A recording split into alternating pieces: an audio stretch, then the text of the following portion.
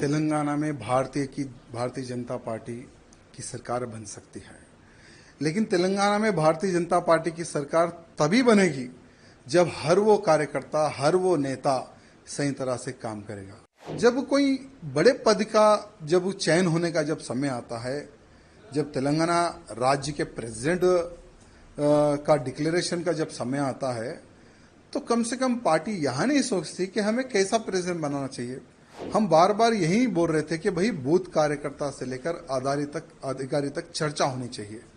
चर्चा होने के बाद में हमें एक ऐसा प्रेसिडेंट चाहिए जो एग्रेसिव हो। यहाँ तेलंगाना में हिंदू मुस्लिम भाई भाई वाली राजनीति नहीं चलती है। तेलंगाना में सिर्फ हिंदुइज्म चलता है। मेरे जिले को टारगेट करना, मुझे टारगेट करना, आखिर कितने साल तक मैं सहूं इनका जुल्म। तेलंगाना में भारतीय जनता पार्टी की सरकार बन सकती है, लेकिन तेलंगाना में भारतीय जनता पार्टी की सरकार तभी बनेगी जब हर वो कार्यकर्ता, हर वो नेता सही तरह से काम करेगा। आज बूथ लेवल में हर वो कार्यकर्ता पूरी जान लगाकर भारतीय जनता पार्टी के समर्थन में वोट दिलवा रहा है, कार्य कर रहा है। लेकिन जब कोई बड़े पद का जब चयन होने का जब समय आता है, जब तेलंगाना राज्य के प्रेसिडेंट का डिक्लेरेशन का जब समय आता है, तो कम से कम पार्टी यहाँ नहीं सोचती कि हमें कैसा प्रेसिडेंट बनाना चाहिए। हम बार बार यही बोल रहे थे कि भाई बूथ कार्यकर्ता से लेकर अधिकारी तक चर्चा होनी चाहिए। चर्चा होने के बाद में हमें एक ऐसा प्रेसिडेंट चाहिए जो एग्रेसिव हो।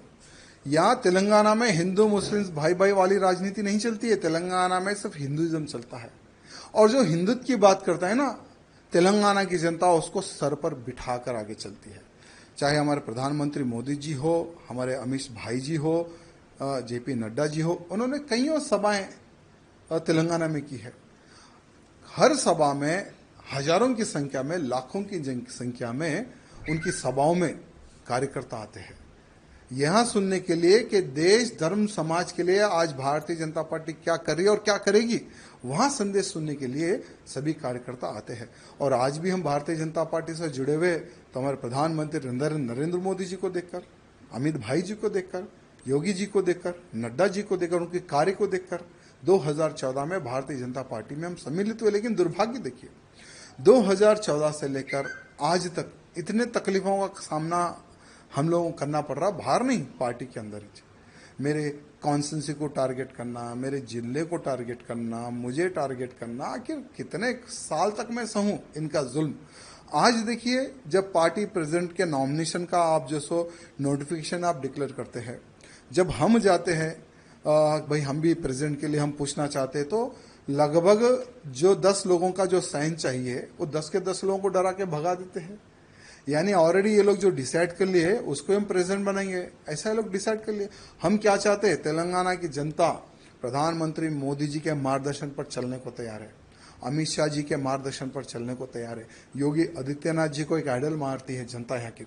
लेकिन दुर्भाग्य क्या है, हम ऐसे काम करेंगे जो प्रेसिडेंट कोई काम ही ना करे, कोई निर्णय ना ले।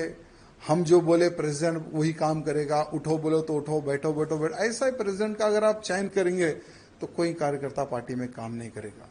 हमारा भी दम घुट रहा है, इसलिए हमने राम राम किया है आज पार्टी को।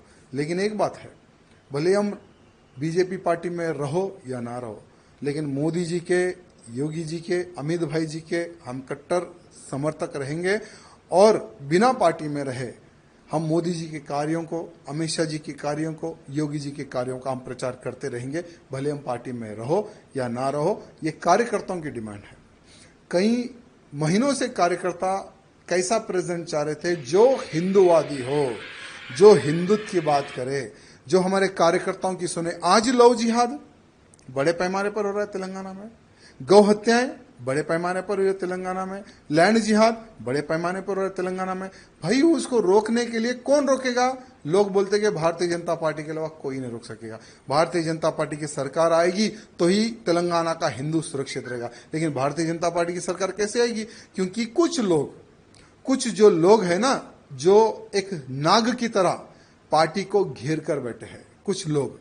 ये कुछ लोगों का इलाज जब तक केंद्र के जो हमारे अधिकारीगण हैं, जब तक ये कुछ लोगों का इलाज नहीं करेंगे ना, ठीक है, आज चलो हम तो पार्टी को छोड़ दिए, हमारा कोई वजूद था ना है ना रहेगा। हम एक हिंदू कार्यकर्ता हैं, भले राजनीति से हटकर हम हिंदुत्व का कार्य करते हैं और आगे भी हम हिंदुत्व का प्रचार और हिंदुत्व की सेवा हम करते रहेंगे, लेकिन उन कार्यकर्ताओं का विचार करने की आवश्यकता है जो एक विश्वास के तौर पर भारतीय जनता पार्टी से जुड़े हुए हैं। इसलिए हमारे प्रधानमंत्री मोदी जी से, अमित शाह जी से निवेदन करना चाहूंगा कि पूर्ण एक बार विचार करें और भारतीय जनता पार्टी का अध्यक्ष कैसा होना चाहिए, ये मैं नहीं, हर वो बूथ कार्यकर्ता, हर वो अधिकारी, हर वो जो पार्टी के लिए जो खून बहा है, उनका एक समावेश, एक मीटिंग करने के बाद में उन कार्यकर्ताओं का आप इलेक्शन कीजिए, उन कार्यकर्ताओं से आप प्रपोजल लीजिए, तब देखिए कैसा प्रेसिडेंट यहाँ के बीजेपी के कार्यकर्ता, बूथ कार्यकर्ता चाहते हैं, ये हमारे केंद्र के अधिकारियों को पता चलेगा। आपका आगे कार्रवाई कैसे होने वाली है? देखिए कुछ नहीं, हमने किशन रेड्डी जी को यहाँ कहा कि आपके ही हाथों से हम पार्टी में ज्वाइन हुए थे 2014 में और आपके ही हाथों में हम रिजाइन दे रहे हैं, हम पार्टी के बाहर जा रहे हैं, क्योंकि ये मोनोपोली जब तक पार्टी में बंद नहीं होगी तब तक पार्टी सत्ता में नहीं आएगी और हम दम घुट घुट कर हम पार्टी का सर्वनाश हम नहीं देख सकते। यानी बीजेपी को डुबोने का कार्य कर रहे हैं यहाँ के लोग, यहाँ के कुछ अधिकारीगण जो सत्ता का गलत उपयोग करके पार्टी को डुबोने का जो कार्य कर रहे हैं ना, तो ऐसी डूबती नैया में और पार्टी को डूबते हुए हम नहीं देख सकते, इसलिए हम पार्टी के बाहर आए। आगे का हमने किशन रेड्डी जी को रिक्वेस्ट किया है कि आप स्पीकर को भी एक पत्र लिख दो कि राजा सिंह बीजेपी का विधायक नहीं है, उसको सस्पेंड करो। अगर किशन रेड्डी जी वो भी अगर काम कर देते तो उसका भी हम समर्थन करते हैं। बाकी का हम एक हिंदू नेता है, धर्म प्रचार करना हमारा काम है, वही करते रहेंगे।